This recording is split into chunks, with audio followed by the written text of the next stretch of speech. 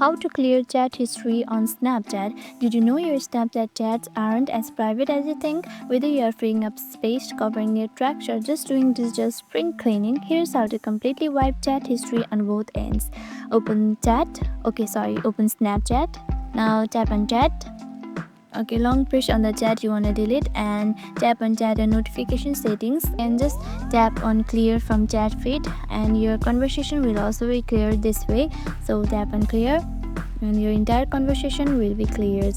Now let's say you want to delete the friend, simply long press on them and tap on manage friendship and tap on remove friend and tap on remove again. In this way your friend will also be removed and your chats will also be removed. In this way you can just delete your friend or you can delete your chats both in one. Long press on the chats and tap on clear from chat feed. Repeat the same process for every chat. Just tap on chat and notification and tap on clear your conversation. I hope this video helped you out. If it did, make sure to give this video a thumbs up and subscribe for more tips and tutorials.